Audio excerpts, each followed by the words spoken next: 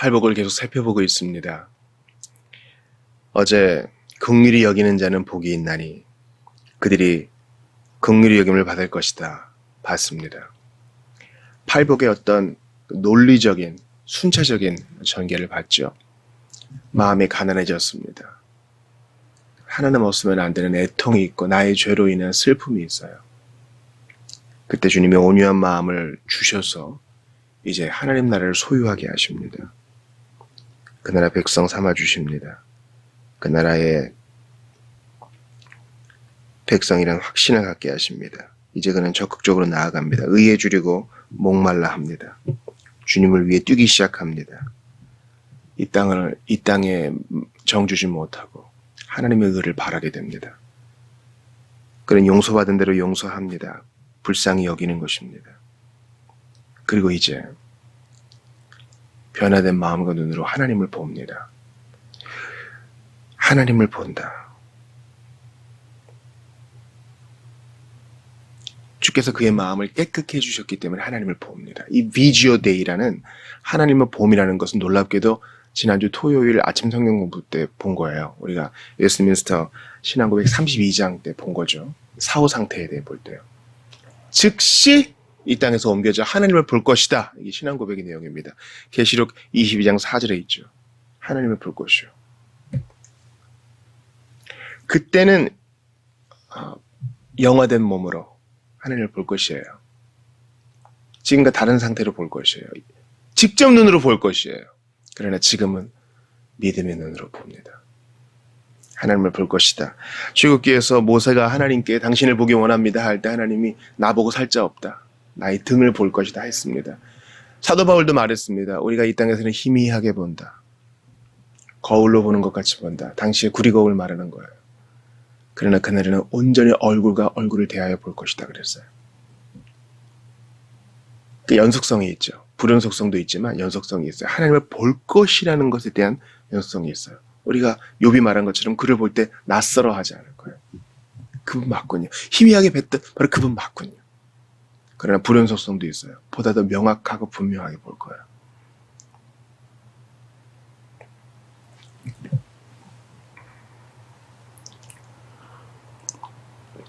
누가 하나님을 봅니까? 마음이 정결한 자가 봅니다. 예수님 당시에는 이 청결에 대해서 나름대로 확고한 기준이 있었습니다. 구약의 정결 예식은 바로 음식법에 대한 것이 많았죠. 제사법에 대한 것도 있었습니다. 중요한 종교적 주제였습니다. 그러나 예수님은 청결한 마음이 외적 청결을 이루어내는 것이지 반대는 아니다. 외적 청결로 마음까지 깨끗하게 할 수 없다. 그러니까 예수님한테 손 안 씻고 왜 너희 제자들 밥 먹느냐 뭐 이런 거에 대해서 힐난을 받으실 때도 주님은 꿋꿋이 이 진리를 전하세요. 그렇게 외적 청결을 전하는 네 마음은 어떠냐? 너의 마음의 청결이 외적으로 드러나지 않구나. 네가 마음이 그러하니 네가 손을 아무리 깨끗이 씻은들 네가 청결한 마음으로 하나님 볼 수 있겠느냐? 우리 예수님의 논조입니다. 먼저 성경은 이 마음의 청결함에 대해서 예수님과 한 호흡으로 같은 이야기를 합니다. 잠언 22장 11절을 들어보세요. 마음의 정결을 사모하는 자의 입술에는 덕이 있으므로 임금이 그의 친구가 되느니라. 너무 좋은 말이죠. 마음의 정결을 사모하는 자의 입술에는 덕이 있다. 그의 마음의 청결이 입술의 덕으로 드러나는 거죠. 디모데전서 3장 9절을 보면 깨끗한 양심의 믿음의 비밀을 가진 자라야 할지니 집사의 자격 얘기하는 거거든요. 집사는 누구 해야 되느냐? 마음이 깨끗해야 된다. 깨끗한 양심이 있어야 거기에 믿음의 비밀이 들어차는 거지 마음을 정결하지 않으면 안 된다. 이 마음의 정결은 오직 예수 그리스도의 피로 인해서 얻을 수 있는 거예요. 내가 아무리 씻고 빡빡 닦아도 안 돼요. 오직 구주의 보혈로 정결하게 됩니다. 그래야 그렇게 깨끗한 마음이 돼야만 하나님을 볼 수 있는 거예요. 하나님과 관계가 성립되는 거죠. 나의 의, 나의 선행, 나의 노력으로는 정결한 마음을 얻을 수 없어요. 그게 안 돼요.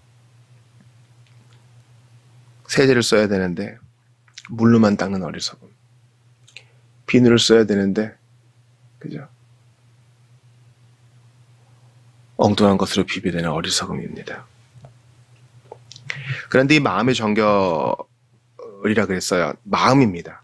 육신의 정결, 손의 정결, 행실의 정결이 아니라 마음입니다. 마음은 인격의 좌소죠. 거기에서 우리의 의지와 생각과 또 감정이 나오지 않습니까? 이 마음의 정결함에 대해서 구약 성경은 이야기합니다. 즉, 이 마음의 정결을 하나님의 도움 없이는 얻을 수 없음을 얘기하는데요. 잠언 20장 9절 보세요. 내가 내 마음을 정하게 하였다. 내 죄를 깨끗하게 하였다 할 자가 누구냐? 그런 자가 없다는 거죠. 구약 성경은 아주 정직하게 마음의 정결함에 대해서 인간 스스로에게는 답 없다, 소망 없다 이렇게 얘기합니다. 내 마음 정하게 했다 할 자 없다. 예레미야 17장 9절은 너무 유명하죠. 만물보다 거짓되고 심히 부패한 것은 마음이라 누가 능히 이를 알리오마는. 이 세상에 거짓되고 부패한 건 많지만 마음만 하겠느냐. 사람의 마음이 그렇게 더럽다. 그러니 마음의 정결함은 스스로 안 되고 오직 신적 도우심으로만, 신적 은혜로만 가능하다라는 것을 얘기하는 거예요. 기억하세요. 만물보다 거짓되고 심히 부패하다. 거짓될 뿐만 아니라 심히 부패해요. 거짓되니까 얼마나 마귀적입니까? 또 부패할 정도가 아니라 심히 부패해요. 마치 시신이 썩는 냄새, 동물의 사체, 오래된 음식 쓰레기처럼 우리 마음이 그랬다는 거예요. 그러니까 마음에 정결함은 꿈도 못 꾸죠. 그리스도의 개입 없이는. 구약 성경의 사람들은 인간의 악함을 분명히 알고 있었습니다. 그럴지라도 악한 마음 속에 하나님의 역사하셔서 청결함과 하나님 따르는 새로운 동기부여를 가져올 수 있음도 인정했습니다. 시편 51편 10절에서 다윗의 고백을 들어보세요. 하나님이여 내 속에 정한 마음을 창조하시고 내 안에 정직한 영을 새롭게 하소서. 정한 마음과 정직한 영은 하나예요. 만물보다 거짓되고 심히 부패한 이 마음이 오직 하나님으로서만 정직한 마음이 되는 거예요. 만물보다 심히 부패한 이 마음이 오직 주님 까닭에 정한 마음, 정결한 마음이 되는 거라고요. 하나님이요! 하나님으로서만 가능한 거예요. 그러니까 누가 하나님을 봐요? 예수 믿고 그 피로 씻음 받은 자, 성령으로 인해 거듭난 자! 목사님, 저는 하나님 볼 필요 없거든요. 이런 질문 하실 분 계실까요? 그는 신자가 아니에요. 하나님과의 관계성이 없기에 이게 취급하지 않아. 저는 하나님을 보는 것보다 빨리 스펙 쌓고 빨리 월급 모아 집 사고 차 사고 결혼하고, 요즘은 결혼은 사치니까 여행도 많이 다니고 재밌게 인생을 살아보고 싶어요. 아마 요즘 대부분의 사람들이 그렇게 생각할 거예요. 부모는 나를 낳았으면 나를 책임져야 되는데 책임도 안 지니까 내가 나를 책임져야죠. 나의 자존감은 내가 세워줘야지 누가 세워줍니까? 나 워라밸을 잘 지켜가면서 정말 소확행 누리면서 특별히 남에게 해코지하지 않으면서 전 그렇게 살고 싶어요. 그리고 하나님과의 관계가 없어요. 일견 별 나빠 보이지 않지요.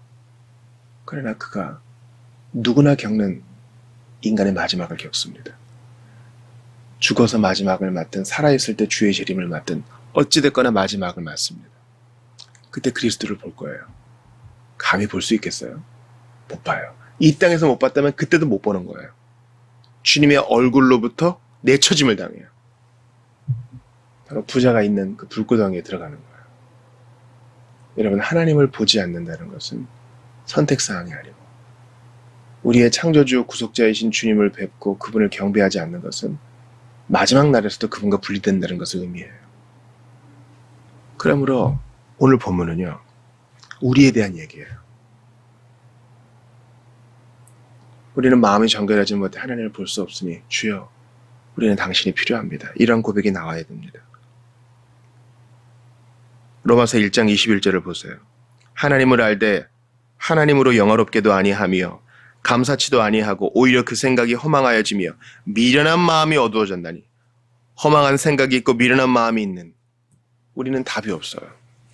청결한 마음이 없다고요. 그러니까 하나님이 깨끗하게 해주셔야 돼요. 로마서 5장 5절도 봅시다. 소망이 부끄럽게 아니함은 우리에게 주신 성령으로 말미암아 하나님의 사랑이 우리 마음에 부은 바 됨이니. 하나님의 사랑이 어디에 우리에게 부어졌다고요? 마음에 부어졌다고요. 그래서 소망이 있는 거예요. 이 마음은 어떤 마음? 만물보다 거짓되고 심히 부패한 마음에 하나님의 사랑이 다 부어지니까 청결한 양심을 얻어서 믿음의 눈으로 주님을 뵙게 되고, 그날에도 주님을 내 육의 눈으로 보게 되고, 이게 우리 복이에요. 비지오데이, 하나님을 보는 거. 주님을 흘끔 보기만 해왔더니 만족하여 다른 것으로는 만족 얻을 수 없어. 주님으로 나의 인생의 목적 삼고 세상에 버타지 아니하고 이 땅에 살지만 하늘나라 시민으로 주님 바라보며 삽니다.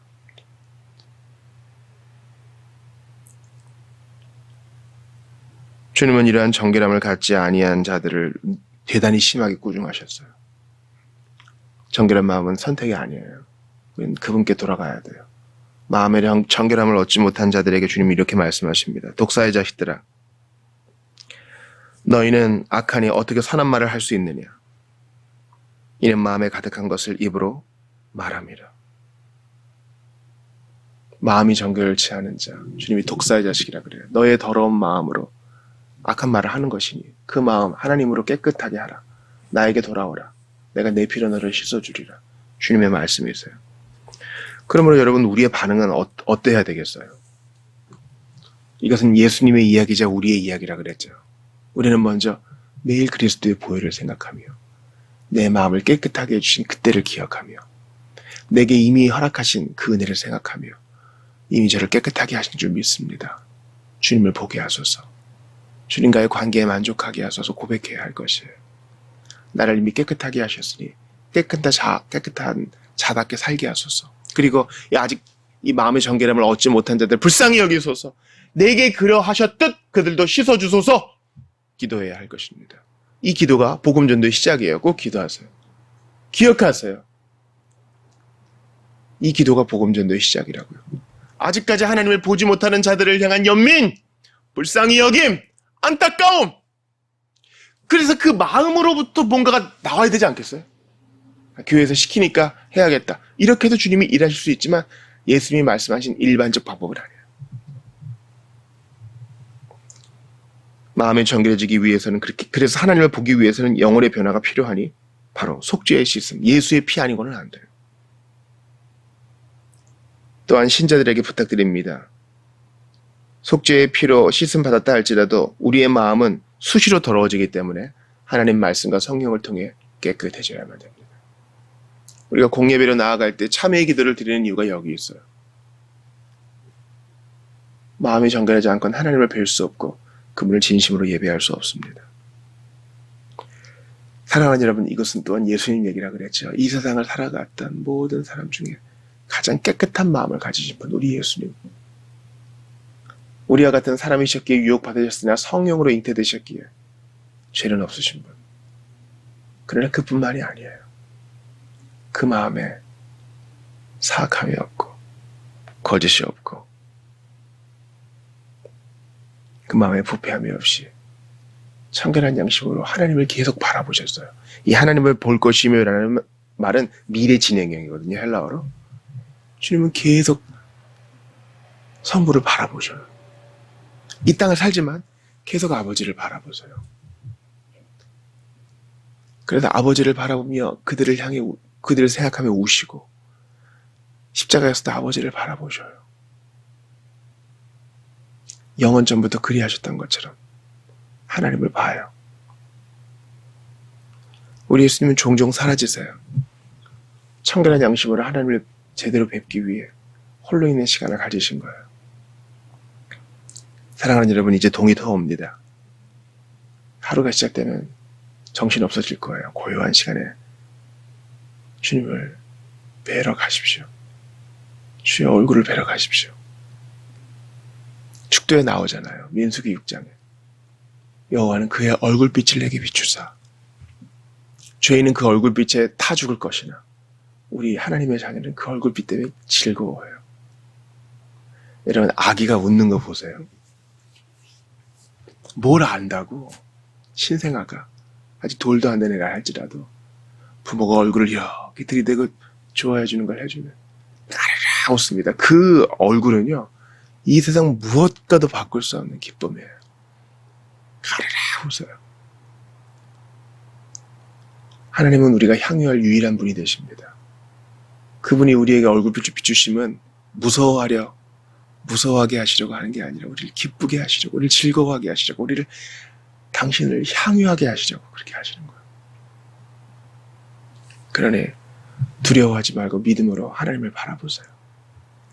성경을 묵상하는 것이 하나님을 바라보는 것이요, 우리의 자리에서 기도하는 것이 하나님을 바라보는 것이요, 시간을 떼어내서 주님과 고요한 시간을 가지는 것이 하나님을 바라보는 것이에요. 믿음의 눈으로 이 땅에서 주님 바라보다가 그 나라 가서 주께서 허락하시는 영화된 몸으로 하나님을 바라보며 그 즐거움을 누리시는 여러분 되시기를 바랍니다. 순간순간 하나님을 바라보지 못하고 세상 것에 취해서 세상 것 바라보다가 낙심하는 일이 있을지라도 주께서 우리를 다시 돌이키사 끊임없이 주님 바라보기로 작정하는 여러분 되시기를 주의 이름으로 축원합니다. 고난의 자리에서도, 고통의 자리에서도, 기쁨 가운데 있을지라도 하나님을 바라보는 것만큼은 양보하지 않는 여러분 되시기를 주의 이름으로 부탁드립니다.